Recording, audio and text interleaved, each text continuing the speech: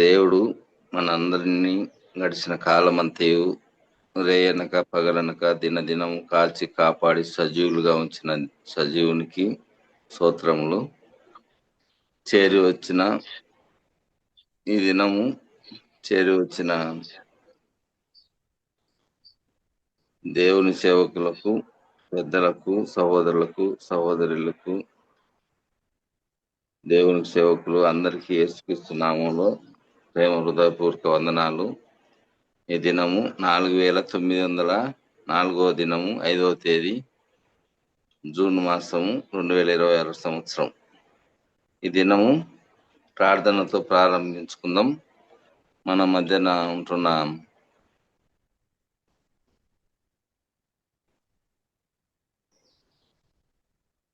Rufus అన్న గారు ప్రారంభ ప్రార్థన చేసి దేవుని మహిమపరుస్తారు. అన్న రూపస్ అన్న వందనాలన్నా. ప్రేమ గల పరలోకమందున మా తండ్రి, దయమడిమైన దేవ, నాయన ప్రభా, గతించిన రాత్రంతయు మమ్మల్ని కాపాడి భద్రపరిచి మంచి విశ్రాంతిని అనుగ్రహించి ప్రభా మమ్మల్ని ప్రాణముతో ఊపిరితో ప్రభా ఉదయకాల సమయాన్నే సజీవుల లెక్కలో మమ్మల్ని నుంచి మరొకసారి ప్రభా ఈ ప్రాతకాల సమయాన్నే మీ పరిశుద్ధమైనటువంటి పాదాల చెంతనైనా ఈ యొక్క మార్నింగ్ కాన్ఫరెన్స్ యొక్క ప్లాట్ఫామ్ లో నైనా తండ్రి జూమ్ లో కలుసుకోవటానికి మీరు మాకు అనుగ్రహించిన శ్రేష్టమైనటువంటి ధన్యత కొరకై మీకు వందనాలు స్తోత్రాలు చెల్లిస్తున్నాం ప్రభా. ఎంతో మందికి లేనటువంటి ఆధిక్యత ప్రభా తండ్రి మీరు మాకు అనుగ్రహించినందుకు మీకు స్తోత్రాలు ప్రభా. ఉదయకాల సమయంలోనే తండ్రి మీ నామన సంకీర్తన చేయటానికి మీ యొక్క నైనా విలువైనటువంటి సజీవమైనటువంటి మాటలు వినటానికి ప్రభా మా జీవితాల్లో ఇచ్చినటువంటి ధన్యత కొరకే మీకు స్తోత్రాలు చెల్లిస్తున్నాం ప్రభా. మీరు మా కొరకై కలవరి శిలువలో కార్చిన రక్తము ద్వారా మీరు మాకు అనుగ్రహించినటువంటి రక్షణను బట్టి ప్రభా తండ్రి, నిరీక్షణను బట్టి మిమ్మల్ని ఎంతగానో స్తుతిస్తున్నాం ప్రభా. ఉదయకాల సమయంలో తండ్రి నాయన ప్రభా ఈ యొక్క మార్నింగ్ కాన్ఫరెన్స్ కొరకే మమ్మల్ని సిద్ధపరిచారు. చేరి వచ్చిన ప్రతి బిడ్డ కొరకే మీకు స్తోత్రాలు చెల్లిస్తున్నాం ప్రభా. ఈ యొక్క ఉదయకాల సమయంలో వచ్చిందని పాటలు పాడేటువంటి ప్రభా సామాన్య జ్ఞాపకం చేసుకునండి. ప్రేమగల తండ్రి నాయన మీ యొక్క నామమునకు మహిమపరిచే విధంగా నాయన ప్రభా సమస్తము జరుగునట్లుగా మీ సహాయం అనుగ్రహించండి. అదే విధంగా తండ్రి ప్రభా నడిపిస్తున్నటువంటి శేఖర్ బాబాను బట్టి మీకు వందనాలు. మీ యొక్క ఆత్మ నడిపింపు దయచేయండి. అదే విధంగా తండ్రి ప్రత్యేకించి ఆయన ప్రభా దైవదాసులు జనులు పెద్దలు ప్రభా తండ్రి శీలమతయ్యన్న గారిని జ్ఞాపకం చేసుకుంటున్నాం ప్రభా. గతంలో అనారోగ్యంతో ఉన్నప్పుడు మీరు కాచి కాపాడి భద్రపరిచి ఇచ్చిన ఆరోగ్యాన్ని బట్టి మీకు స్తోత్రాలు. ప్రేమ కలిగిన తండ్రి మీరు నాయన తండ్రి ఉదయకాల సమయంలో మీ యొక్క ఆత్మచిత్త మీరు నాయన మీరు నింపి నాయన మా యొక్క జీవితాలకు అవసరమైనటువంటి ప్రభా తండ్రి మీ యొక్క సజీవమైనటువంటి వాక్కులు మీరు మాకు వినిపించి తద్వారా నాయన మా జీవితాలను మేము సరి చేసుకోవటానికి నాయన ప్రభా మేము క్షేమము మేలు పొందటానికి నాయన ప్రభా మీ యొక్క సారూప్యంలోనికి మార్చబడటానికి మీ కృపను దయచేయమని ప్రార్థిస్తూ ప్రేమగల తండ్రి ఆది మొదలుకొని అంతము వరకు నాయన మీరే ఉండి ప్రతి టెక్నికల్ ఇష్యూస్ నుంచి పవర్ ఇష్యూస్ నుంచి ప్రభా ఆయన తండ్రి మమ్మల్ని కాపాడమని ప్రభా తండ్రి అన్నింటి నుంచి ఎలాంటి అనానుకూలత జరగకుండా మీ సహాయం దయచేయండి ప్రభా. నిరాటంకంగా తండ్రి నాయన మీ యొక్క పరిచర్యను కొనసాగిస్తున్నటువంటి ప్రియులు ప్రభా తండ్రి నాయన దేవజనులు బన్నబాసలను బట్టి మీకు వందనాలు. ప్రేమ కలిగిన తండ్రి నాయన ప్రభా మీ యొక్క మహిమార్థమై జరిగిస్తున్నటువంటి యొక్క సేవా పరిచర్యను బట్టి మీకు స్తోత్రాలు తండ్రి. సహకరిస్తున్నటువంటి పెద్దలందరినీ బట్టి మీకు ఎంతగానో స్తుతులు చెల్లిస్తున్నాం ప్రభా. ఈ ఉదయకాల సమయాన్ని మీరు మాకు ఆశీర్వాదకరంగా చేయమని అన్ని విషయాల్లో మీకే స్తుతి మహిమ ఘనత ప్రభావములు ఆరోపిస్తూ మా కొరకైతేగా రానైనటువంటి మా ప్రాణ విమోచకుడు మా ప్రియ ప్రభు మా రక్షకుడైనటువంటి యేసు క్రీస్తు వారి అతి శ్రేష్టమైన ఉన్నతమైనటువంటి నామములో మిమ్మల్ని స్తుతించి ప్రార్థించి వేడుకుంటున్నాము తండ్రి. ఆమేన్. ఆమేన్. ప్రారంభ ప్రార్థన చేసిన రూపసన్న గారికి వందనాలన్నా. ఇప్పుడు కర్నూలు నుంచి పి సామన్న గారు పాట పాడి దేవుని మహిమపరుస్తారు. వందనాలన్నా. వందనాలన్నా. క్రీస్తును ప్రియులారా, జూమ్ యాప్ లో చేరిన మీ అందరికి వందనాలు. ఎంత భారమైనను నీకై మోస్తాను, ఎంత కష్టమైనను నీ పని చేస్తాను. ఎంత భారమైనను నీకై మోస్తాను, ఎంత కష్టమైనను నీ పని చేస్తాను. సిద్ధముగా ఉన్నాను నేను దేనికైనా, నీవు బలమిస్తే మాత్రమే యేసయ్యా, నీవు బలమిస్తే మాత్రమే. సిద్ధముగా ఉన్నాను నేను దేనికైనా నీవు బలమిస్తే మాత్రమే యేసయ్యా నీవు బలమిస్తే మాత్రమే నాశనమవుతున్నా ఎన్నో ఆత్మలు నాశనమవుతున్నా ఎన్నో ఆత్మలు రక్షించబడుటకు నిత్య జీవమిచ్చుటకు రక్షించబడుటకు నిత్య జీవమిచ్చుటకు ప్రార్థన చేస్తాను త్రోవ చూపిస్తాను ప్రార్థన చేస్తాను త్రోవ చూపిస్తాను నీవు బలమిస్తే మాత్రమే యేసయ్యా నీవు బలమిస్తే మాత్రమే ఎంత భారమైనను నీకై మోస్తాను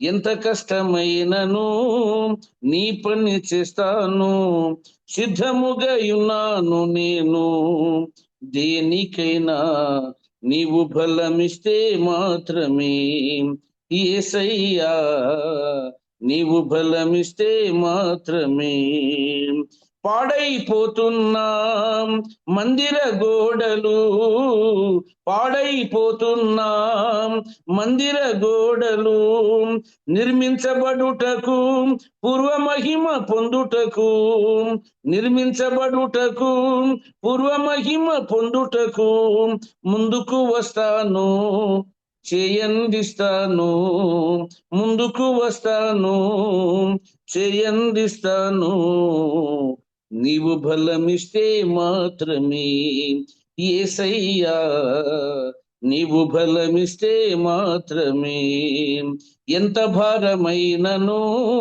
నీకై మోస్తాను ఎంత కష్టమైనను నీ పని చేస్తాను సిద్ధముగా ఉన్నాను నేను దేనికైనా నీవు బలమిస్తే మాత్రమే యేసయ్యా నీవు బలమిస్తే మాత్రమే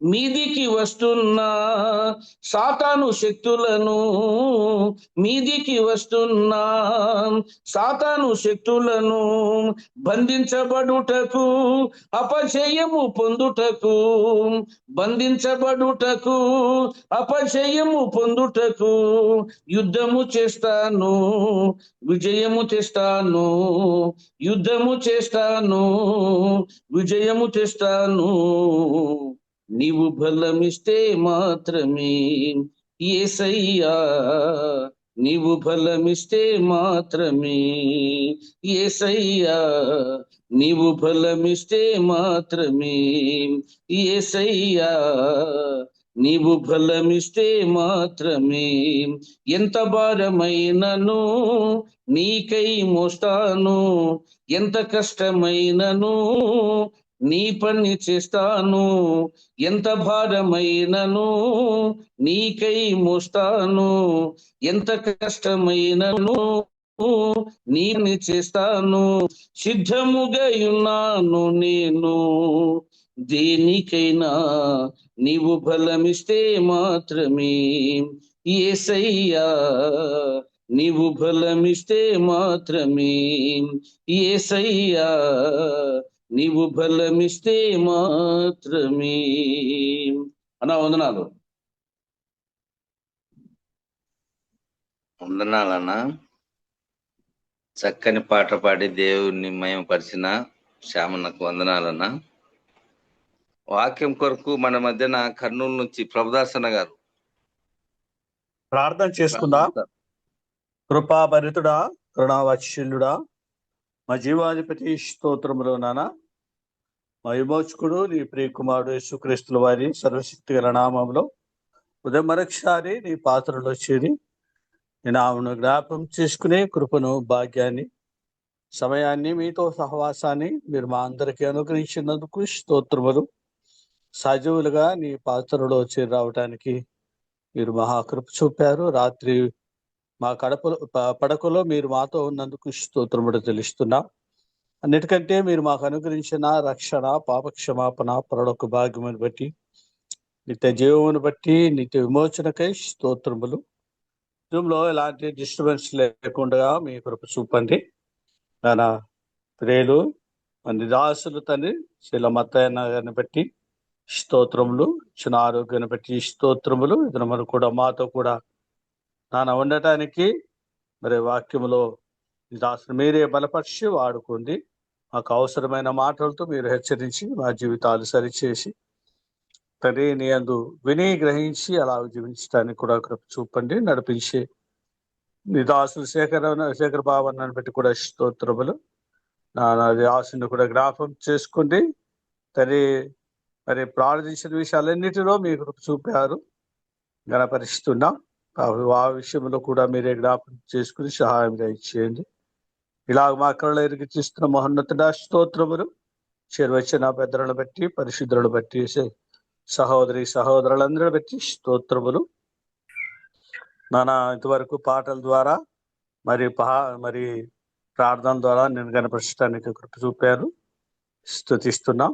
చిన్న సమయాన్ని బట్టి స్తోత్రములు. ఎలాంటి డిస్టర్బెన్స్ లేకుండా జూములో తను మీ కృప చూపమని వేడుకుంటూ ముందున్న సమయాన్ని నీ కరుణాస్తములకు, నీ కృపగలాస్తములకు అప్పచెప్తూ జ్ఞాపం చేసుకుని మాతో ఉండమని మా విమోచకుడు నీ ప్రియకుమారుడు యేసుక్రీస్తు నామమున ప్రార్థిస్తున్నాం మా పరమ తండ్రి, ఆమేన్. ఆమేన్. వాక్యం కొరకు ప్రార్థించిన ప్రభుదాస్ అన్నకు వందనాలన్నా. వందనాలు. నా స్తుతి పాట చరణము పల్లవి అన్న రూపసన్న గారు పాడి దేవుని మహిమపరుస్తారు. హల్లెలూయా పాడేదా, ప్రభు నిన్ను కొనియాడేదన్. హల్లెలూయా పాడేదా, ప్రభు నిన్ను కొనియాడేదన్. అన్ని వేళలయందునా నిన్ను పూజించి కీర్తింతును. అన్ని వేళలయందునా నిన్ను పూజించి కీర్తింతును. ప్రభువా నిన్ను నే కొనియాడేదన్. హల్లెలూయా పాడేదా, ప్రభు నిన్ను కొనియాడేదన్. వాగ్దానములానిచ్చి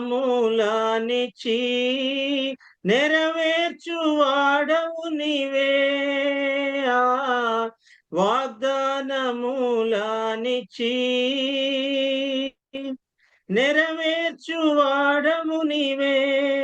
నమ్మకమైన దేవా నన్ను కాపాడువాడవు నీవు. నమ్మకమైన దేవా నన్ను కాపాడువాడవు నీవే. ప్రభువా నిన్ను నే కొనియాడేదన్. హల్లెలూయా పాడేదా, ప్రభు నిన్ను కొనియాడేదన్. అన్ని వేళలయందునా నిన్ను పూజించి కీర్తింతును. అన్ని వేళలయందునా నిన్ను పూజించి కీర్తింతును. ప్రభువా నిన్ను నే కొనియాడేదన్. హల్లెలూయా పాడేదా, ప్రభు నిన్ను కొనియాడేదా. హల్లెలూయా పాడేదా,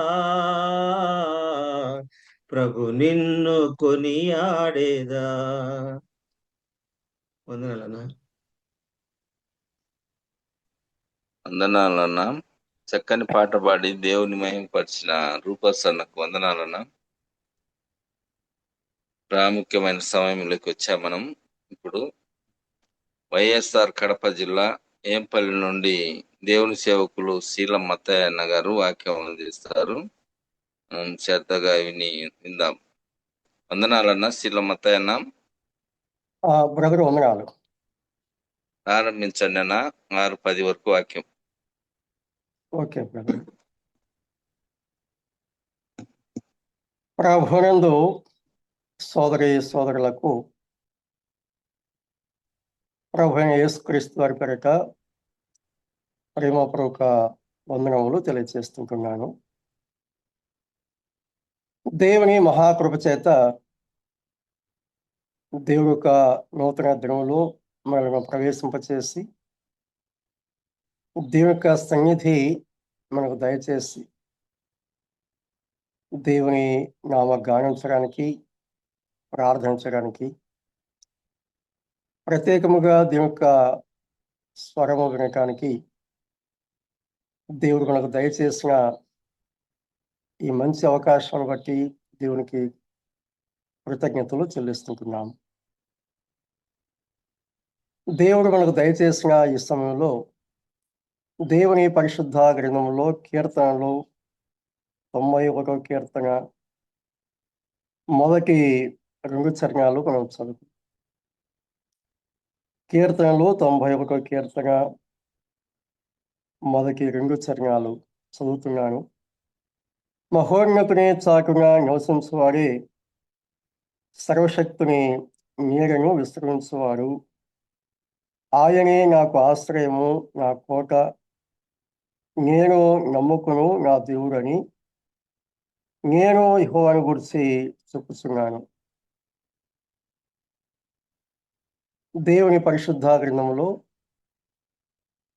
భక్తుని యొక్క అనుభవంలో నుండి దేవుడు రాయించిన దేవుని వాక్కులకై దేవునికి స్తోత్రములు. భక్తుడు తన అనుభవంలో దేవునితో ఎటువంటి సంబంధం కలిగినాడు, దేవుని వలన ఎటువంటి మేలులు, కాపుదల, భద్రత పొంది ఉన్నాడు, ఆ సంగతులు ఇక్కడ తెలియపరుస్తున్నాడు. ఈ కీర్తనలోనే చాలా సంగతులు ఉన్నవి. దేవుడు ఏ రీతిగా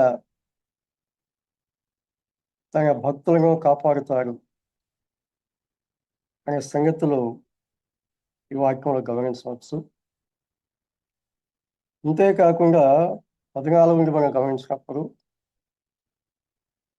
దేవుని ప్రేమించే వారికి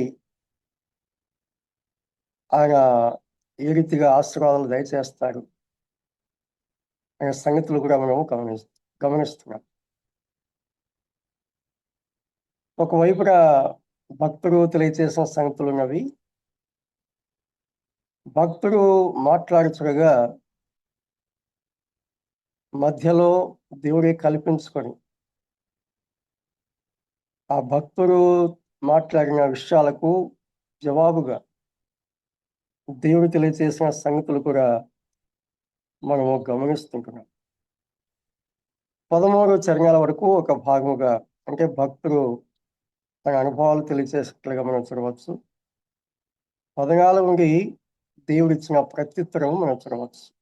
ఈ రీతిగా ఈ కీర్తన గమనించవచ్చు. అయితే ఉదయకాలంలో ఈ కీర్తనలోకి కాకుండా వేరు వాక్య భాగాల నుండి దేవుడు ఏ రీతిగా మనల్ని కాపాడుతారు అనే విషయాలు, ఈ కీర్తనలో చాలా విషయాలు ఉన్నవి. అయితే ప్రస్తుతం వాటి గురించి కాకుండా వేరు వాక్య భాగాల్లో దేవుడు ఏ రీతిగా భక్తులను కాపాడుతారు అనే సంగతులు మనం దేవుని వాక్య ఆధారంగా గమనిస్తాము. కీర్తనలో 18వ కీర్తన మొదటి నుండి కొన్ని సంగతులు గమనిస్తాం.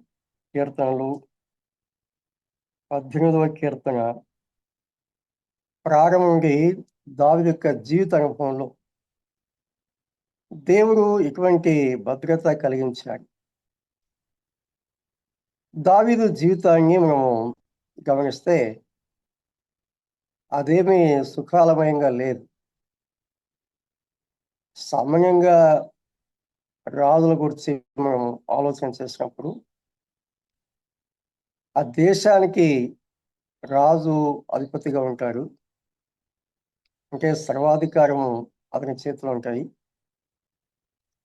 కాబట్టి సుఖ సౌఖ్యాలు, సంతోషాలు సమృద్ధిగా అనుభవించగలరు అనే ఒక సామాన్య భావం మానవులు కలిగి ఉంటారు. అధికారం ఉంటుంది, సింహాసనం ఉంటుంది, రాజ దర్పం ఉంటుంది, సైన్యం ఉంటారు. రాజు ఏదైతే శాసనం చేస్తారో అదే ప్రజలు అనుసరించాలి. రాజు యొక్క మాటకు ఎదురు చెప్పేవారు కూడా ఎవరు ఉండరు. అదంతా ఒకవైపున. రెండో వైపున చూస్తే వ్యక్తిగత జీవితంలో సమస్యలున్నవి, కుటుంబంలో సమస్యలున్నవి, అంతర్గతంగా దేశంలో సమస్యలున్నవి, లేక బయట నుండి శత్రువులు దావీదు మీద దాడి చేసే పరిస్థితులు మనం దుర్వాక్యంలో గమనిస్తాం. మరి ప్రత్యేకంగా దావీదు రాజు కాకమునుపు గొర్రెలు కాసుకునే అనుభవం ఒకటైతే, ఈ రాజరికానికి గొర్రెల కాపరికి మధ్యలో ఉన్నటువంటి కొన్ని సన్నివేశాలు మనం చూస్తే చాలా భయంకరంగా ఉంటాయి. కాపాడవలసిన రాజు యొక్క బాధ్యత ఏమిటి? ప్రజలను కాపాడాలి. ఎవరైనా కావచ్చు. దేశంలో ప్రతి పౌరుని యోగక్షేమాలు రాజు చూడాలి. ఎవరికి ఎటువంటి నష్టం కాకుండా రాజు బాధ్యత వహించి కాపాడవలసిన ఒక బాధ్యత రాజు మీద ఉంటుంది. అలాంటి రాజు దావీదు మీద విషపు చూపు నిలిపారని చంపటానికి ప్రత్యక్షంగా 2 సార్లు ప్రయత్నం చేశారంటే ఈకే విసిరి చంపడానికి ప్రయత్నం చేశారు. దావీదు పారిపోతే వెతుక్కుంటూ వెళ్ళాడు. తన సైన్యం తీసుకొని, సేనాధిపతిని తీసుకొని. అసలు రాజు సేనాధిపతి ఎవరి మీద దాడి చేయాలి? శత్రువుల మీద దాడి చేయాలి. కానీ దావీదును తరుగుతూ వెళ్ళాడు. దావీదు చేతిలో 2 సార్లు చిక్కారు. దావీదుకు క్షమాపణ చెప్పారు. అయినా ఆగిపోలేదు. దావీదు యొక్క ప్రాణం ఎలా తీయాలి, ఎప్పుడు తీయాలి, రాత్రి మగల్లో ఆలోచన చేసి వెంటాడిన వాడు. లోకంలో చెప్తారు కదా, ఆ వెంటాడి వేటాడి అనే మాటలు ఉపయోగిస్తారు. ఆ రీతిగా దావీదును వెంటాడిన వాడు, వేటాడటానికి ప్రయత్నం చేసినవాడు. అటువంటి పరిస్థితుల్లో దావీదు యొక్క జీవితంలో చూస్తాం. అది ఒక వైపు. అబ్షాలోము ద్వారా కలిగిన శ్రమలు ఊహలకు అందనివి. శత్రువులు ఎక్కడో ఉండరు, మన చుట్టే ఉంటారు, మన ఇంట్లోనే ఉంటారు అన్నట్లుగా ఒకవైపున సౌలు ద్వారా, అంటే కుటుంబం ద్వారా ప్రాణాపాయం ఉండగా, రాజరికానికి వచ్చిన తర్వాత స్వంత గర్భంలో పుట్టిన అబ్షాలోము ఏ శత్రువు కూడా చేయని కీడు దావీదుకు చేశారు. కాబట్టి శత్రువులు ఎక్కడో ఉండరు, మన చుట్టే ఉంటారు, వివిధ రూపాల్లో ఉంటారు అని దీని వాక్యం చెప్తుంది. లోకం సంగతి పక్కన పెడదాం. దేవుని యొక్క గ్రంథంలోనే ఆధారాలు మనకు ప్రత్యక్షంగా కనిపిస్తున్నాయి. ఇటువంటి శ్రమల గుండా దావీదు వెళ్ళినవాడు. 18వ కీర్తన శీర్షికలో ఏమున్నది మనం గమనిస్తే, ప్రధాన గాయకునికి యెహోవా దాసుడైన దావీదు కీర్తన. అతని శత్రువులందరి చేతుల నుండి, సౌలు చేతుల నుండి యెహోవా అతను తప్పించిన దినమున దావీదు ఈ గీత వాక్యములను చెప్పి యెహోవాను స్తోత్రించి అతడు ఇట్లనను అన్నాడు. సందర్భం కూడా ఇక్కడ దేవుడు తెలియపరుస్తున్నాడు. ఏ సందర్భంలో? సౌలు చేతుల నుండి, శత్రువులందరి చేతుల నుండి తప్పించిన దినమున దావీదు ఈ కీర్తన రాశాడు అని మనం గమనిస్తున్నాం. సమూయేలు 2వ గ్రంథము 22లో కూడా ఈ కీర్తనలో ఉన్నటువంటి విషయాలే మనం చదువుకుంటుంటాం. రెండు ఒకే సందర్భాలు, ఒకే వాక్యాలు ఇందులో ఉన్నాయి. సరే, దావీదును దేవుడు ఏ రీతిగా కాపాడినాడు, శత్రువులందరి చేతిలో ఉండి ఏ రీతిగా కాపాడినాడు అనే సంగతి గమనిస్తే, దావీదు ఇక్కడ కొన్ని అలంకార పదాలు ఉపయోగిస్తున్నాడు. ఆ పదాలు ఏంటో మనం గమనిస్తాం. యెహోవా నా శైలము అన్నాడు. యెహోవా నా శైలము. శైలము అంటే కొండ అని అర్థం. కొండ అని పేరు పెట్టుకుంటారు, లేకపోతే శైలజ, శైల అనే పేర్లు ఉంటాయి కదా. వాటి అర్థాలు ఏంటంటే కొండ అని అర్థం. కొండ. ఇందులో ఉన్నటువంటి సెక్యూరిటీ ఏమిటి గమనిస్తే, పూర్వకాలంలో మన భారతదేశాన్ని గురించి ఒక మాట చెప్పేవారు. ఇప్పుడు కూడా కొంతవరకు ఆ మాట మన దేశ భద్రతకు సంబంధించినది. మన దేశంలో హిమాలయ పర్వతాలు ఉన్నాయి కదా, ఉత్తర భాగాన. ఇప్పుడైతే ఫ్లైట్స్ ఉన్నాయి కాబట్టి పై నుండి వచ్చే అవకాశం ఉన్నది. కానీ పూర్వకాలంలో ఫ్లైట్స్ లేవు కదా, అందువల్ల శత్రువులు అటువైపు నుంచి వచ్చే అవకాశం లేదు. వెట్టని కోట. భారతదేశానికి ఉత్తర వైపుకి శత్రువులు వచ్చే అవకాశం పూర్వకాలంలో లేదు. వెట్టని కోటలాగా మన దేశానికి ఒక భద్రత ఉండేది. అంటే కొండ అంటే అర్థం ఏంటి? శత్రువులు మన మీద రాకుండా దేవుడే ఒక పర్వతం లాగా మన చుట్టూ ఉన్నాడు. దేవుని యొక్క వాక్యంలో మనం గమనించినప్పుడు యెరూషలేము చుట్టూ పర్వతాలు ఉన్నట్లుగా ఇది మొదలుకొని మన దేవుడైన యెహోవా మన చుట్టూ ఉన్నాడు అని కూడా మనం గమనిస్తున్నాం. దేవుని పిల్లల యొక్క భద్రత ఎలాంటిదో మనం దేవుని వాక్యంలో గమనిస్తున్నాము. 125వ కీర్తన చూద్దాం. 125వ కీర్తన ప్రారంభంలో చూసినప్పుడు, యెహోవా యందు నమ్మిక ఉంచువారు కదలక నిత్యము నిలుసు సియోను కొండ వలె ఉందరు. యెరూషలేము చుట్టూ పర్వతములున్నట్లు యెహోవా ఇది మొదలుకొని నిత్యము తన ప్రజల చుట్టూ ఉండును అన్నాడు. ఇక్కడ గమనించినప్పుడు దేవుని యందు విశ్వాసం ఉంచిన వారే ఒక పర్వతానికి పోల్చబడినాడు. దేవుని యొక్క పిల్లలే ఒక పర్వతం. అయితే ఈ పర్వతం చుట్టూ ఎవరున్నారు?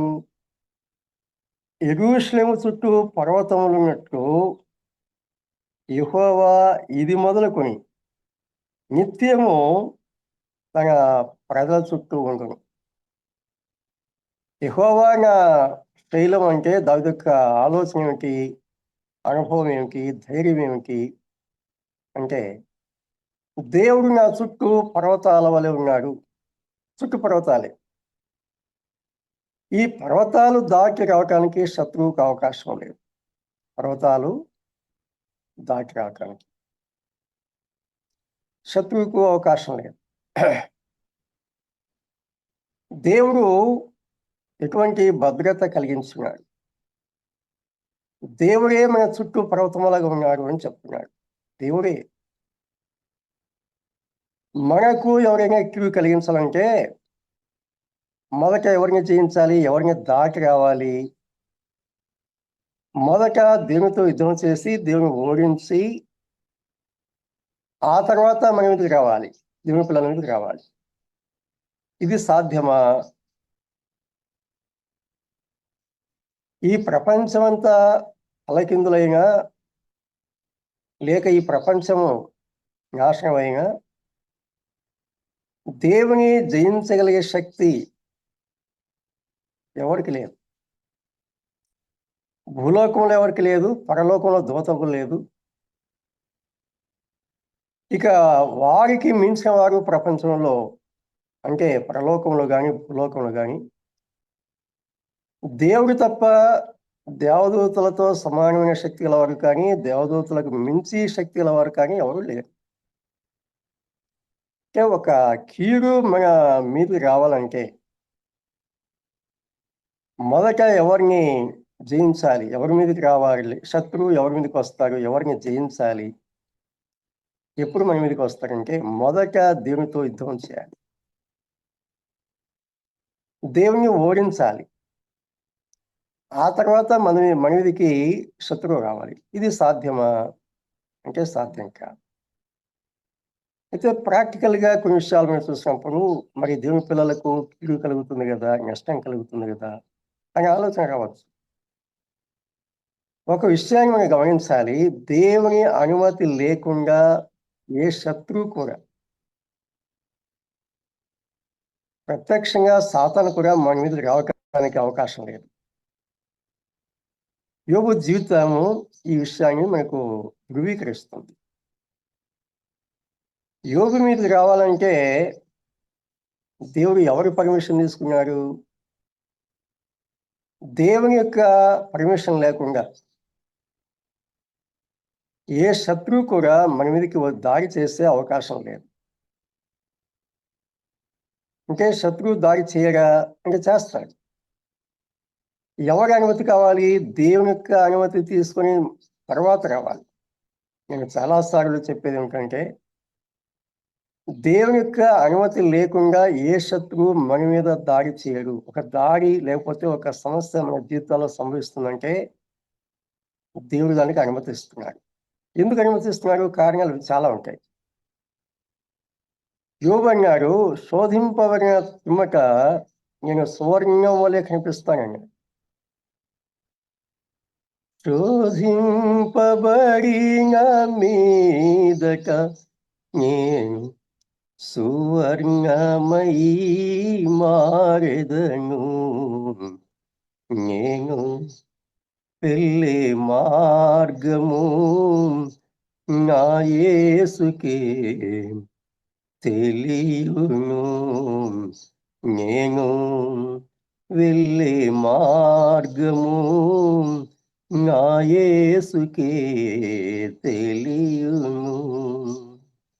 శోధింపబడిన మీదట నేను సువర్ణమై మారెదను, శోధింపబడిన మీదట నేను సువర్ణమై మారెదను, నేను వెళ్ళే మార్గము నా యేసుకే తెలియును. పేతురు మొదటి పత్రిక 1వ అధ్యాయము 7లో కూడా చెప్పాడు, నశించిపోయే సువర్ణము అగ్ని పరీక్షలన శుద్ధపరచబడుతుంది కదా, దానికంటే అమూల్యమైన మీ విశ్వాసం ఈ శోధనలకు నిలిచేదై యేసుక్రీస్తు ప్రత్యక్షమైనప్పుడు మీకు మెప్పు మహిమ కలుగుటకు కారణమవుతుంది అన్నాడు. కాబట్టి శ్రమల ద్వారా ఎన్నో మేలులు దేవుడు మనకు దాచి ఉంచున్నాడు. అయితే శ్రమలు మన జీవితాల్లో సంభవించాలంటే దేవుని యొక్క అనుమతి కావాలి. దేవుని అనుమతి లేకుండా ఏ కీడు, ఏ శోధన, ఏ శ్రమ, ఏ ఆపద మన ఎలాగ సంభవించదు.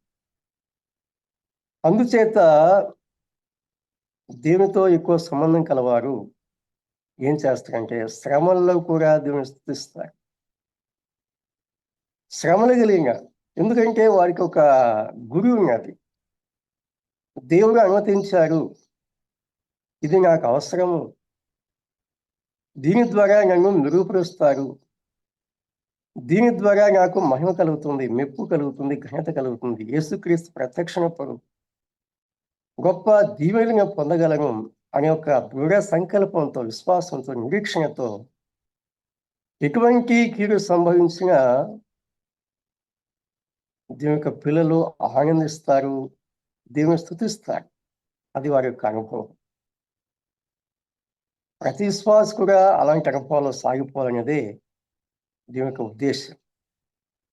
కాబట్టి దేవుడు దావీదుకు ఎలాంటి ప్రొటెక్షన్ ఇచ్చారు గమనిస్తే, దావీదు చుట్టూ పర్వతం ఉన్నట్లుగా ఆయన భద్రత కలిగించున్నాడు. సెక్యూరిటీ, అధికారులకు సెక్యూరిటీ ఉంటుంది, కానీ అది నమ్మదగింది కాదు. కొన్నిసార్లు సెక్యూరిటీగా ఉన్నవారే, అంటే భద్రత ఉన్నవారే, శత్రువు ద్వారా అపాయం కలగకుండా కాపాడాల్సిన వారే ఏం చేస్తారు? హతమారుస్తారు. ప్రత్యక్షంగా కావచ్చు, పరోక్షంగా కావచ్చు. వీరి యొక్క రహస్యాలు శత్రువులకు చేరవేసే వాళ్ళు కూడా ఉంటారు. మన దేశంలో కొంతమంది ఏం చేస్తుంటారు? మన దేశ భద్రత వివరాలు శత్రువులకు తెలియపరుస్తుంటారు. తద్వారా శత్రువు మన మీద దాడి చేయడానికి సులభం అవుతుంది. లోకంలో అలాంటి సెక్యూరిటీ మనం చూస్తాం, కానీ దేవుడు అలాంటి వాడు కాదు. ఎలాంటి శత్రువు మన మీద దాడి చేయడానికి పూనుకున్నా వాడు మన వైపు రాకుండా, లేక మన మీద రాకుండా ముందుగానే వాడిని హతమార్చి మనకు భద్రత కలిగించేవాడు దేవుడు. ఆ సంగతులు దేవుని వాక్యం గమనిస్తున్నాం. మొదటగా ఏం చెప్పారు? నా కొండ అని చెప్పారు. యెహోవా నా శైలం, అంటే చుట్టూ భద్రత ఉన్నది అని చెప్పారు. తర్వాత ఏం చెప్పారంటే నా కోట అని చెప్పారు. యెహోవా నా కోట. ఒక కొండ ఉన్నది, ఆ కొండ మీద ఒక కోట ఉన్నది. కేవలం కొండ మాత్రమే కాదు, ఆ కొండ మీద ఒక శత్రు దుర్భేద్యమైనటువంటి కోట ఉన్నది. కొన్ని కోటలు మనం చూస్తాము, చాలా ఎత్తుగా, చాలా వెలుపుగా ఉంటాయి. ఒక కోటను గురించి విన్నాను. కోట పై భాగంలో 4 రథాలు ఒకే సమయంలో పరిగెత్తేంత విశాలంగా ఉంటాయంట. 4 రథాలు పరిగెత్తాలంటే ఇప్పుడు మనం ఫోర్వర్డ్ సంఘం చూస్తుంటాం కదా, అంతకంటే కూడా, అంటే మన బస్సులు ఉన్నది ఆ వెడల్పు తక్కువ, రథాల వెడల్పు ఎక్కువ ఉంటుంది. 4 రథాలంటే కేవలం రథాలేనా? ఆ ముందు వెనక సైనికులు ఉంటారు. 4 రథాలు పరిగెత్తున్నాయంటే ఆ ముందు వెనక సైనికులు, ఇంకా వాటి మధ్య దూరం కూడా ఉంటుంది. దీన్ని బట్టి మనం ఆలోచించవచ్చు, కోట పై భాగంలో, కోట కొన్ని వందల అడుగుల ఎత్తుంటుంది, పై భాగంలో అంత విశాలత ఉందంటే క్రింద దాని యొక్క పునాది ఎంత వెడల్పు ఉండాలి ఆలోచించవచ్చు. కోటలు ఏకవాలుగా కడతారు, నిటారుగా కట్టారు. అలా ఏకవాలుగా 2 వైపులా ఏకవాలు ఉంటుంది. అలాంటి ఏకవాలుగా కట్టిన కోట పై భాగంలో 4 రథాలు పరిగెత్తేంత విశాలత ఉంటుందంటే క్రింద ఎంత విశాలత ఉంటుంది ఆలోచించవచ్చు. శత్రు దుర్భేద్యమైన కోటలు, దేవుడు మనకు ఏమై ఉన్నాడు? శత్రు దుర్భేద్యమైన కోటగా ఉన్నాడు. ఈ కోటలో ప్రవేశించడానికి ఎవరికి అవకాశం లేదు. కోట అంటే కేవలం ఆ కోటలోనికి ప్రవేశించడానికి ఒక ద్వారమే ఉండదు, మెయిన్ గేట్ ఉంటుంది వాస్తవమే, కానీ ఆ లోపల ఎన్నో ఇప్పుడు బంకర్స్ ఏర్పాటు చేస్తారు కదా, ఒక దారిలో వెళ్తే ఒకవైపు వెళ్తుంది, ఆ మధ్యలో మళ్ళీ వేరే ప్రక్క దారులు ఉంటాయి. ఎటు వెళ్తే గమ్యం చేరుకుంటే వాడికి తెలియదు. అంటే ఈ వచ్చిన శత్రువు మెయిన్ పర్సన్ చేరుకోవాలంటే అంత సులభంగా ఉండదు. ఏదో ఒక గేటులో ఇంటి వెళ్ళిపోతే ఆ తర్వాత శత్రువు దొరుకుతారని ఉండదు. ఆ లోపల ఎన్నో మలుపులు ఉంటాయి, అర్థం కాని మార్గాలు ఉంటాయి, ఇంకా లోపలికి వెళ్ళే మార్గాలు కూడా ఉంటాయి. ఒక చోట గోడ ఉన్నట్లు ఉంటుంది, ఆ గోడలోనే తలుపు ఉంటుంది, మార్గం ఉంటుంది. ఆ శత్రువులు తెలియదు. మాలో చూస్తే గోడలాగా ఉంటుంది, కానీ అందులో లోపలికి వెళ్ళేదానికి భూగర్భంలోకి వెళ్ళడానికి ఒక తలుపు మార్గం ఉంటుంది. కాబట్టి కోట అంటే ఏదో చుట్టూ ఒక గోడ ఉంటుంది, ఆ గోడ దాటి వెళ్తే శత్రువు దొరుకుతారని అనుకోలేదు. ఎన్నో మలుపులు, ఎన్నో రహస్యాలు, రహస్య మార్గాలు. ఎక్కడో ఒకవేళ ఈ కోటలో ప్రవేశిస్తే కోటలోనే ఉంటారు, అంటే ఎవరినైతే శత్రువు వెతుకుతున్నారో ఆ వ్యక్తి కోటలో ఉంటారని కూడా లేదు. ఇప్పుడు మనం గమనిస్తుంటాం కదా, ఒక దేశం నుండి మరొక దేశానికి సొరంగాలు. ఇప్పుడు లెబనాన్ కావచ్చు, లేకపోతే ఇప్పుడు మనం అరబ్ దేశాలు చూస్తే, లేకపోతే ఇస్రాయల్ దేశం చూస్తే, అరబ్బులు ఏం చేశారు, ఇస్రాయల్ దేశం అంతా కూడా మార్గాలు వారు ఏర్పడేస్తున్నట్టు వీలుగా. అలాగే ఈ భూగర్భంలో ఎన్నో సొరంగాలు, రహస్య మార్గాలు ఉంటాయి. ఇక్కడ ప్రారంభం చేస్తే అక్కడ ఏ దేశంలోనూ వారు ప్రవేశిస్తారు, సేఫ్టీగా ఉంటారు. కాబట్టి దేవుడు కోటగా ఉన్నాడంటే అర్థం ఏంటి? ప్రత్యక్షంగా కనిపించేది ఒక భాగమే, కానీ రహస్యంగా ఎన్ని మార్గాలు. ఇక్కడ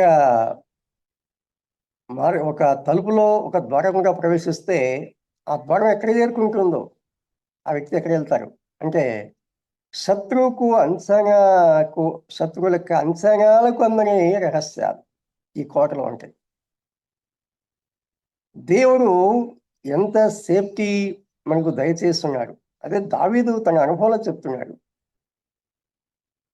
సామాన్యంగా చెప్పలేదు, శత్రువు ఎంతగా వేటాడినా.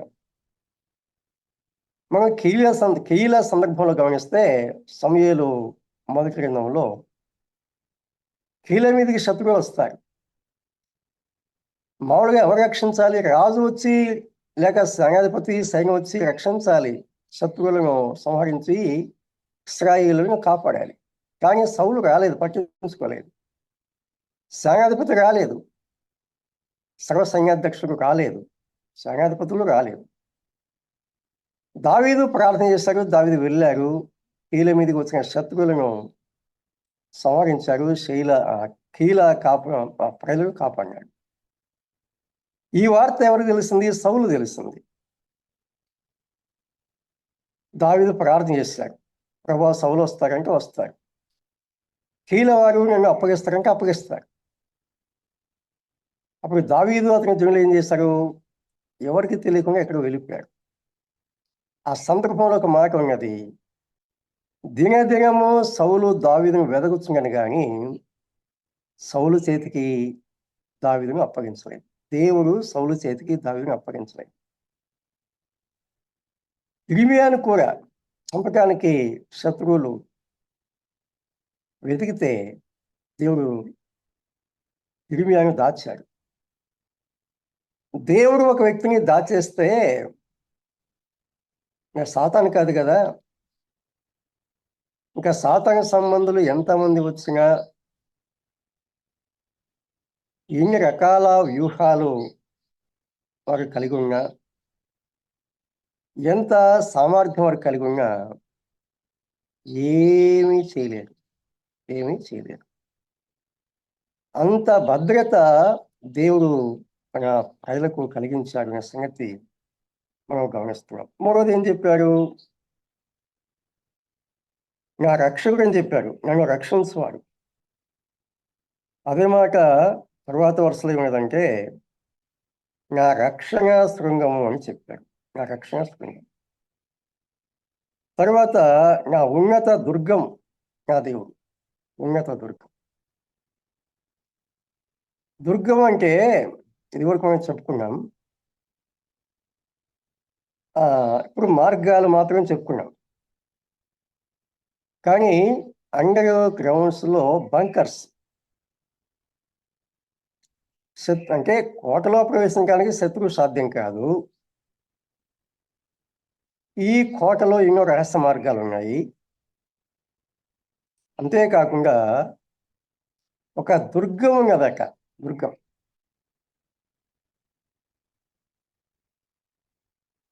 అంటే ఎవరికీ కనిపించకుండా, ఏ శత్రువు కూడా ఆనవాలు గ్రహించకుండా ఎక్కడో రహస్యంగా ఒక దుర్గం ఉన్నది. శత్రువు దాని యొక్క దరిదాపుల్లో కూడా రావటానికి సాధ్యం కాదు. అది ఎవరికి తెలియదు. దేవుని యొక్క వాక్యం ఏం చెప్తుందంటే, మీ జీవము క్రీస్తు యేసు కూడా దాచబడి ఉన్నది.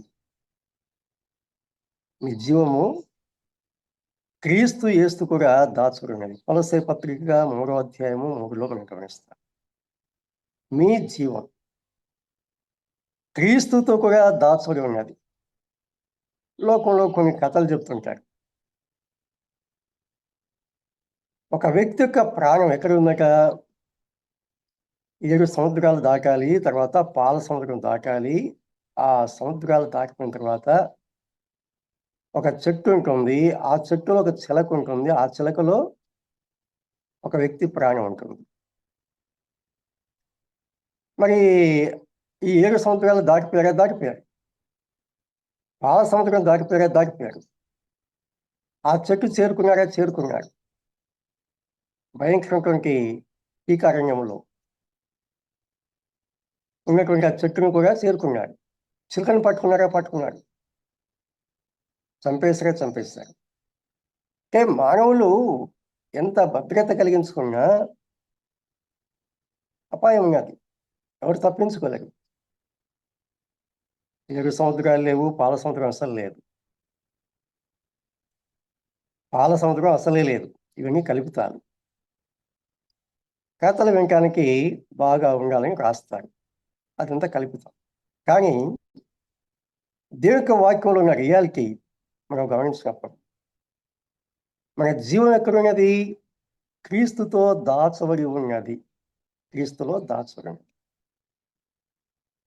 ఎవరు కూడా టచ్ చేయడానికి కూడా, అసలు మన జీవం దగ్గరికి రావాలంటే, లేక మన జీవానికి నష్టం కలిగించాలంటే ముందుగా యేసుక్రీస్తు వారితో పోరాడాలి. అనేటువంటి వారు మనం హెబ్రీ పత్రిక 2వ అధ్యాయం 14, 15లో గమనిస్తాం కదా. కాబట్టి ఆ పిల్లలు రక్తమాంసములు కలవరేనందంగా ఆ ప్రకారమే మరణం యొక్క బలము గలవాణిని అనగా అపవాదిని మరణం ద్వారా నశింపచేటుకును. జీవితకాలం అంతయు మరణ భయం చేత దాస్యమునకు లోబడిన వారిని విడిపించుకును. ఆయన కూడా రక్తమాంసములలో పాలువాడయ్యను. ఇక్కడ ప్రాముఖ్యంగా గమనించవలసింది ఏంటంటే, మరణ బలము గలవాణిని అనగా అపవాదిని ఓడించుటకు దేవుడు ఏం చేశారు? మరణ బలం గలవాణిని. మానవులంతా దేనికి భయపడతారంటే ఒక్క మరణానికే భయపడతారు. ఎవరైనా కావచ్చు. నాకు భయం లేదు అనేవాడు కూడా మరణం చేతిలో ఓడిపోవాల్సిందే. ఎంత పరాక్రమశాలైనా, ఎంత వీరుడైనా, ఎంతమందిని చంపినా చరిత్రలో స్వర్ణ అక్షరాలతో లిఖించబడిన మరణం చేతిలో ఓడిపోక తప్పదు. కానీ యేసుక్రీస్తు ప్రభువు ఏం చేశారు? మరణ బలం గలవాడిని అనగా అపవాదిని ఓడించి మృత్యుంజయుడిగా తిరిగి లేచి సవాలు చేశారు. మరణమా నీ ముళ్ళెక్కడ? మరణమా నీ విజయం ఎక్కడ? అని సవాలు చేశారు. అదే సమయంలో ధర్మశాస్త్రం కూడా సమాప్తి చేశారు. కాబట్టి మరణము ఇక మీదక మన మీద ప్రభుత్వం చేయదు. అంటే అర్థం ఏంటి? మరణ శాస్త్రం మన మీద పనిచేయదు. భౌతికంగా మనం మరణిస్తాం. కాబట్టి రెండవ మరణం అనేది మన మీద రావడానికి సాధ్యం కాదు. అది ఎప్పుడు జరగదు. కాబట్టి దేవుడు భౌతికంగా మాత్రమే కాకుండా మన ఆత్మలకు ఎంత భద్రత కలిగించాడు, ఎంత సెక్యూరిటీ. ఇంకా ఏ కాలమైనా, ఎన్ని యుగాలైనా ఏమాత్రం శత్రువు యొక్క ఉనికి లేదు. అసలు శత్రువు మన మీద దాడి చేసే అవకాశం లేదు. ఇంత సెక్యూరిటీ దేవుడు మనకు దయచేసాడు. ఒక దుర్గము అని చెప్పాడు. యెహోవా నా దుర్గం అని చెప్పాడు. తర్వాత ఏమన్నాడంటే నా కేడెం. ఎందుకు నేను ముందుగా కేడెం అని చెప్పలేదంటే, కేడెం అనేది మన దేహాన్ని ధరించుకునేది. మిగిలినవి వేరే వేరే విధంగా భద్రత కలిగిస్తాయి. అంటే శత్రువు ప్రత్యక్షంగా వచ్చి మన మీద యుద్ధం చేస్తున్నప్పుడు అసలు రాలేరు, యుద్ధం చేయలేరు. ఒకవేళ దేవుడు అనుమతిస్తే వస్తాయి. అటువంటి సందర్భంలో కూడా దేవుడు ఎలాగున్నారు? ఒక కవచంలాగా ఉన్నాడు. అంటే ఇప్పుడు దెబ్బ ఎవరికి తగలాలి? మనం ఒక కవచం ధరించుకున్నాం. అందుకే చెప్పారు ఎక్కువ సార్లు, క్రీస్తును ధరించుకోండి. క్రీస్తు మనకు ఒక కవచంగా ఉన్నాడు, కీడంగా ఉన్నాడు. మన దేహానికి దెబ్బ తగలాలంటే, గాయం తగలాలంటే, మనకు బాధ కలగాలంటే ముందుగా అసలు వచ్చే శత్రువులు దీని మీద అంటే వాడు వేసే అమ్ములు కానీ, లేకపోతే గదాయుద్ధం కానీ, ఖడ్గం కానీ దేనికి తగులుతుందంటే ఆ కవచానికి తగులుతుంది, మనకి తగలదు. ఈ కవచం ఏం చేస్తుంది? మన దేహానికి కాపుల దయచేస్తుంది. ఈ కవచం సామాన్యమైన లోహంతో చేసింది కాదు. యేసుక్రీస్తు ప్రభువే మన కవచం, ఆయన మన కేర్యం.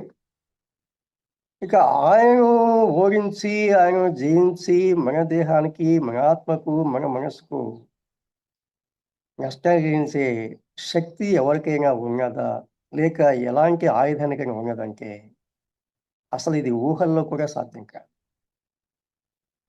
కళల్లో కూడా సాధ్యం కాదు. దేవుడు ఎంత భద్రత కలిగించాడు. మనం చాలాసార్లు చిన్న చిన్న విషయాలకు కంగారు పడుతుంటాం, భయపడుతుంటాం,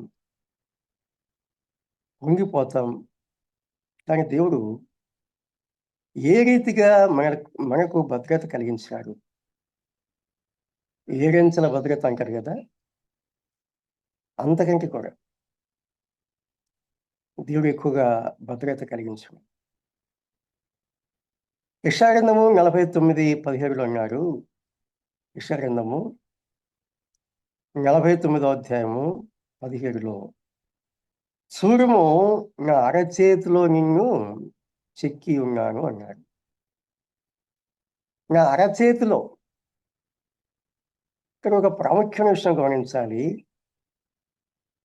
శత్రువు మన మీద దాడి చేయాలంటే ఈ చేతి మీద దాడి చేయాలి. అంటే మన చేతి మీద కాదు, దేవుని చేతి మీద. యోహాను సువార్త 10వ అధ్యాయము 28లో చెప్పాడు, నా చేతిలో నుండి ఎవరునో మిమ్మల్ని అపహరింపడు,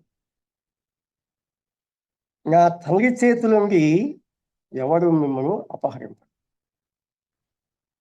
ఇప్పుడు 2 చేతులు ఉన్నాయి కదా, ఇది తండ్రి చేయి అనుకుందాం. తండ్రి చేతిలో మనం ఉన్నాము. ఈ పైగా యేసుక్రీస్తు ప్రభువారు తన చేయి ఉంచాడు. ఈ 2 చేతులకు పైగా పరిశుద్ధాత్మ యొక్క ప్రొటెక్షన్, పరిశుద్ధాత్మలు ఆవరించి కాపాడుతారు. తండ్రి చేతులు మనం ఉన్నాము, మన పైగా యేసుక్రీస్తు ప్రభువారు తన హస్తాన్ని ఉంచాడు. అసలు ఈ చేతులనే కదిలించడం ఎవరికి సాధ్యం కాదు. తర్వాత పరిశుద్ధాత్మ యొక్క ఆవరింపు చుట్టూ ఉన్నది. అసలు ఈ త్రిత్వం యొక్క, దైవత్వం యొక్క శక్తిని అసలు తాకటానికి, అసలు సమీపించడానికి ఎవరికైనా సాధ్యమవుతుందంటే ఎవరికి సాధ్యం కాదు. నా అరచేతిలో మేము చెక్కి ఉన్నాను. ఇప్పుడు ఈ గీతలు ఉన్నాయి మన చేతుల్లో. ఈ గీతలు చెదరిపోవాలంటే ఏం కావాలి? ఈ చర్మము, అంటే పై చర్మం ఊడిపోయినా మళ్ళీ లోపల గీతలు వస్తాయి. మనకి ఎప్పుడు ఇంకా దెబ్బలు తగిలినప్పుడు పై చర్మం పోతుంది గాయాలైనప్పుడు. ఆ గాయమైన తర్వాత మళ్ళీ ఆ గీతలు అలాగే ఉంటాయి, చెక్కు చెదరవు. మరి మన చేతుల గీతలకి దేవుడింత, అంటే ఈ మన చేతి యొక్క చర్మము దెబ్బల చేత పై చర్మం కొట్టుకుని పోయిన గీతలు మాత్రం అలాగే ఉంటాయి. అసలు ప్రభు చేతిని గాయపరచబడేవారు, శిలువలో గాయపరచబడే మన కోసం, కానీ ఇప్పుడు మళ్ళీ గాయపరిచే అవకాశం స్పాన్సర్ తప్పు చేస్తే జరుగుతుంది. అది వేరే విషయం, ఆ కాన్సెప్ట్ వేరే. కానీ సెక్యూరిటీ విషయానికి వచ్చినప్పుడు ప్రభు యొక్క హస్తాన్ని గాయపరిచి ఆయన హస్తంలో భద్రపరచడానికి మనకు తిరిగి కలిగించేవాడు. సాతాను ఏం చెప్పాడంటే యోబు విషయంలో, నీవు అతనికి కలిగి ఉన్న దాని అంతటిని చుట్టూ కంచె వేస్తున్నావు అని చెప్పాడు. యోబు గ్రంథము 1 అధ్యాయం 10 చెప్పాడు. అతనికి కలిగిన సంస్థానికి చుట్టూ కంచె వేసి ఉన్నావు. నేనెక్కడ వెళ్ళగలను, నాతో ఏం సాధ్యమవుతుంది అని సాతానే అక్కడ తన అసమర్థతను, తన చేతగానితనం మొత్తానికి వాడు చెప్పేశాడు. ఎవరూ తన బలహీనత చెప్పుకోలేరు, కానీ చెప్పేశాడు ఇక్కడ. అంటే దేవుని ఎదుట చెప్పేశాడు. నువ్వు ఇంత భద్రత కలిగించావు, నేను వెళ్ళి యోబుకు ఏమైనా నష్టం చేయడానికి నాతో ఏమవుతుంది, నా వల్ల కాదు అని వాడు ఒప్పేసుకున్నాడు. ఇది మనం తెలుసుకోవాలి. దేవుడు ఒక వ్యక్తిని భద్రపరిస్తే సాతాను అనే దూతలు తలకిందులైన, అసలు సాతానే చేయలేకపోతే మనుషులు ఏం చేస్తారు? ఏం చేయలేరు. కాబట్టి అంత గొప్ప భద్రత దేవుడు మనకు దయచేస్తున్నాడు. రాజుల గ్రంథంలో కూడా ఒక సంఘం గమనిస్తే 6వ అధ్యాయంలో అక్కడ ఎలీషా కాలంలో ఏం జరిగిందో చూద్దాం. రాజులు 2వ గ్రంథము 6వ అధ్యాయము 17వ వచనం. ఇక్కడ ఏం జరిగింది? శత్రువులు అసలు ఎలీషానే పట్టుకొని పోవడానికి వచ్చారు. పాపం ముందు ఇశ్రాయేలు దేశం మీదకి యుద్ధానికి రావడానికి చాలా ప్రయత్నం చేశారు. అవి విఫలం అయిపోయాయి. రాజుకు కంగారు ఏర్పడింది. తన చుట్టూ ఉన్నటువంటి అధికారులను లేక ఇంకా మిగిలిన వారిని పిలిచి అడిగాడు, అసలు ఏం చేయ బాబు, మనం ఎంత వ్యూహాత్మకంగా ఇశ్రాయేలు దేశం మీద దాడి చేయాలనుకున్నా వారు తప్పించుకుంటున్నారు. అసలు మన వాళ్ళు ఎవరైనా ఇన్ఫార్మర్గా ఉన్నారా? మనం మాట్లాడిన విషయాలు వాళ్ళకు తెలిసిపోతున్నాయి, వాళ్ళు తప్పించుకుంటారు. ఏంటి సంగతి అంటే ఒక వ్యక్తి చెప్పాడు, అయ్యా రాజా, మన వాళ్ళు ఎవరు ఇన్ఫార్మర్స్గా లేరు. మనము అంతఃపురంలో మాట్లాడిన విషయాలు ప్రవక్త తెలుస్తాయి, ప్రవక్త వారిని అలర్ట్ చేస్తున్నారు, వారిని తప్పించుకుంటారు. ఈ రాజు ఎంత మూర్ఖుడో మనకు అర్థం కాదు. అంతఃపురంలో జరిగే విషయాలు ఎలీషా గారికి తెలుస్తాయన్నప్పుడు ఇక ఎలీషా గారిని పట్టుకుని పోయే విషయం మీకు చేసే ఆలోచన ఆయన తెలియదా? తెలుస్తుంది. సరే, దేవుడు అవకాశం ఇచ్చారు. ఈ శత్రువులు వెళ్ళారు, సైన్యాన్ని తీసుకొని రథాలు గుర్రాలు తీసుకొని బయలుదేరిపోయారు. ఎలీషా ఉన్నటువంటి ఆ పట్టణం చుట్టూ చుట్టుకున్నారు. ఎలీషా శిష్యుడు ఉదయం లేచి బయటికి ఎందుకు పని మీద వచ్చారు. చూస్తే చూసినా రథాలు, గుర్రాలు, సైన్యం బింబెలెత్తి వెళ్ళారు ఎలీషా దగ్గరికి. అయ్యా, మన చుట్టూ శత్రువులు ఉన్నారు, రథాలు ఉన్నాయి, గుర్రాలు ఉన్నాయి, ఏం చేద్దాం? ఎలీషా గారు డోంట్ వరీ అన్నారు. నువ్వు చూస్తున్నావే, వారికంటే గొప్ప సైన్యం అనుకున్నది అని చెప్పి దేవునికి ప్రార్థన చేశాడు. ప్రభా, ఈ దాసుని యొక్క కళ్ళు తెరవని చెప్తే దేవుడు ఆ దాసుని కళ్ళు తెరిచాడు. ఏం కనిపించింది? అగ్నిరథములు. ముందుగా చూసింది అగ్నిరథాలు కాదు, మామూలు రథాలు, మామూలు గుర్రాలు, మామూలు సైనికులు. తర్వాత ఏం కనిపించింది? అగ్నిరథములు చుట్టూ ఉన్నారు. చాలాసార్లు మనం ఆలోచన చేయము, గ్రహించము. దేవుడు మన చుట్టూ ఉన్నాడు. యెహోవా యందు భయభక్తుల వారి చుట్టూ ఆయన దూత కావలి ఉండి వారిని రక్షించున్నాడు. 34వ కీర్తన. యెహోవా యందు భయభక్తులు గల వారి చుట్టూ ఆయన దూత కావలి ఉండి వారిని రక్షించు. దేవుని దూతల కాపుదల, దేవుని యొక్క సైన్యం యొక్క కాపుదల. దేవుడే కొండగా ఉన్నాడు, కోటగా ఉన్నాడు, రక్షణ శృంగముగా ఉన్నాడు, దుర్గముగా ఉన్నాడు, తర్వాత కీరముగా ఉన్నాడు. మన చుట్టూ అగ్ని ప్రాకారం ఉన్నది, ఆయన చేతిలో మనం ఉన్నాము. ఎంత భద్రత కలిగించారు. యూదా చెప్తారు, క్రీస్తు యేసునందు భద్రపరచబడిన వారు వచ్చి. మన భద్రత ఏమిటి? మన ఇల్లు కాదు, లేక మన చుట్టూ ఉన్న సైనికులు కాదు. వారు అవసరమే, కాదని నేను చెప్పలేదు. దేవుడు వారికి ఇచ్చినటువంటి బాధ్యతలు నెరవేరుస్తారు. దేశ రక్షణ కోసం అవసరమే, కాదని నేను ఎప్పుడు చెప్పను.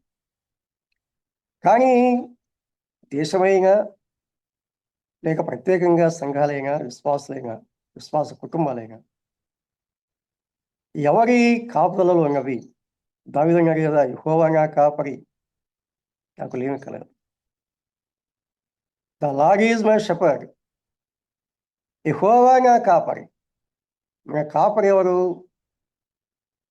లోకంలో ఎంత సెక్యూరిటీ అధికారులు కలిగించినా ప్రమాదాలు జరుగుతూనే ఉన్నాయి, మానవులు చనిపోతూనే ఉన్నారు. ఇదంతా సాధారణంగా మనం చూస్తున్నాం. కానీ మన భద్రత ఎవరు? మన కాపుదలు ఎవరు? ఎవరు మనకు సెక్యూరిటీగా ఉన్నారు?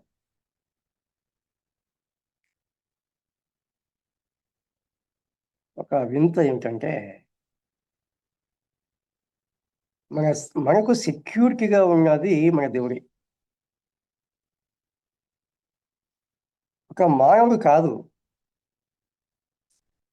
వ్యక్తిగత జీవితంలో కానీ, కుటుంబ జీవితంలో కానీ, సంఘ విషయంలో కానీ మనకు సెక్యూరిటీగా ఉన్నది ఎవరు? సెక్యూరిటీ ఇస్తున్నది ఎవరు? ఆ ఊహలకు అన్న విషయం. సెక్యూరిటీ గార్డ్ అంటారే, దేవుడే మనకు సెక్యూరిటీ గార్డ్గా ఉన్నాడు. ఒక విధంగా ఇది ప్రౌడ్గా ఉంటుంది. మరొక వైపున దేవుని సెక్యూరిటీగా పెట్టడం కొంత ఇబ్బంది కలిగించే విషయం. కానీ ఆయనే మన సెక్యూరిటీ, మనం ఏర్పాటు చేసుకోలేదు. ఆయనే మనకు సెక్యూరిటీ గార్డ్గా ఉన్నాడు. We are great people.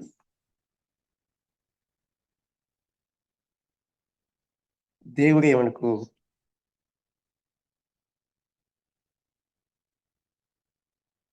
సెక్యూరిటీ గార్డ్గా ఉన్నాడు.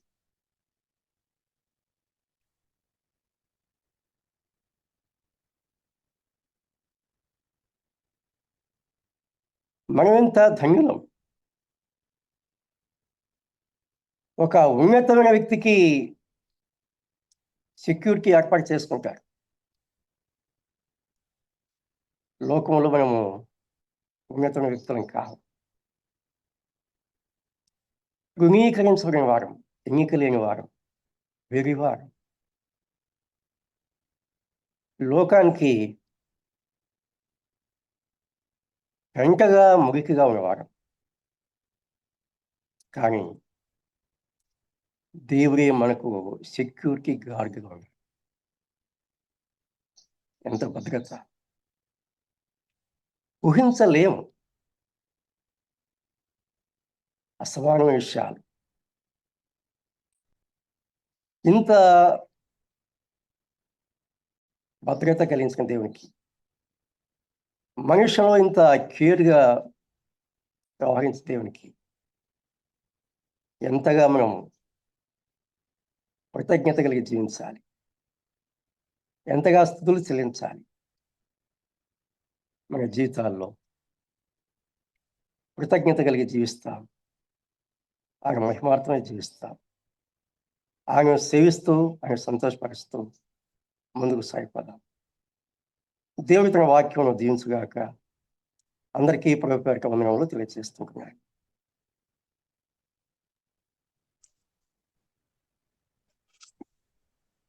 నా శత్రువులు చక్కని వర్తమానం అందించిన శీలమత్తయ్య గారికి, అన్నగారికి వందనాలు. ఒక నిమిషం. నా శత్రువులు నన్ను చుట్టినను, నరకపు పాశములరికట్టినను. నా శత్రువులు నన్ను చుట్టినను, నరకపు పాశములరికట్టినను వరదవలే భక్తిహీనులు పొర్లిన వరదవలే భక్తిహీనులు పొర్లిన విడువకనను ఎడబాయని దేవా విడువకనను ఎడబాయని దేవా యెహోవా నా బలమా యథార్థమైనది నీ మార్గం పరిపూర్ణమైనది నీ మార్గం యెహోవా. Okay brother.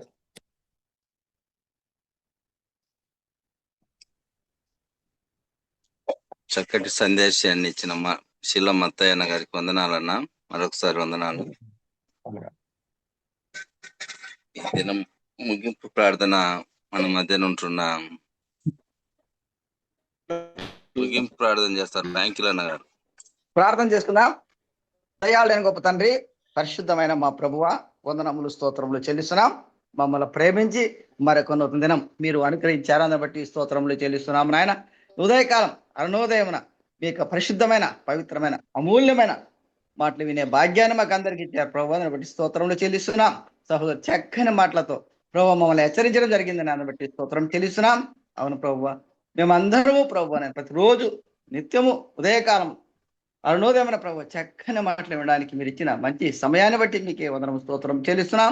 ఉదయకాలం నేను జూమ్ యాప్లో కనెక్ట్ అయిన ప్రతి ఒక్క సహోదరులు అందరి నిమిత్తము ప్రార్థన చేస్తున్నాము నాయన. ఎవరైనా ప్రభువా జూమ్ యాప్లో కనెక్ట్ అయిన వారు ఏ శరీర బలహీనత ఉన్నట్లయితే దయతో జ్ఞాపకం చేసుకోండి. వృద్ధాపంలో ఉన్న చాలా మంది ఉన్నారు, వారందరి నిమిత్తం కూడా ప్రార్థన చేస్తున్నాము స్వామి. అన్ని సాయం దయచి ప్రత్యేకంగా వేయ ప్రయాసాలతో కొనసాగిస్తున్న బర్నబాస్ గారి జ్ఞాపకం చేసుకోమని ప్రార్థన చేస్తున్నాము స్వామి. సాయం దయ అన్ని ప్రభు వాతావరణం కూడా మీరు చక్కగా మీరు నైనా మంచి వాతావరణం ఇచ్చారు. స్తోత్రములు ప్రభు. ఎంతో ఎండతో నేనా ప్రభు ఉన్న ప్రభు మా ఎంతో వేదంతో బాధపడుతున్న ఎండకు ప్రభు మీరు ఉపశమనం జరిగించారు, అందుని బట్టి మీకే వందనములు స్తోత్రములు చెల్లిస్తున్నాము నాయన. ఈ ఉదయకాల దీవెనలతో మమ్మల్ని అందరినీ నింపమని ప్రార్థన చేస్తున్నాం. తిరిగి మా పనుబాట్లు ఈ లోకంలోకి వెలుచుండగా ప్రభు నాయన మీరు చేసే ప్రతి పనులు మీ మహిమార్థంగా ఉండడానికి సహాయం దయచేయమని, ఈ ఉదయకాల దీవెనతో నింపమని మమ్మల్ని తగ్గించి చేస్తూ మీ ప్రియ కుమారుడు మా ప్రభువు మా రక్షకుడు మా విమోచకుడు అయిన యేసయ్య పరిశుద్ధ నామమున బ్రతిమలాడి అడిగి వేడుకుంటున్నాము తండ్రి, ఆమేన్. సార్ అందరికి పేరు వరుసన వందనాలు సార్. ముగింపు ప్రార్థన చేసిన ఫ్రాంకిల్ అన్నకు వందనాలన్నా. వందనాలు సార్.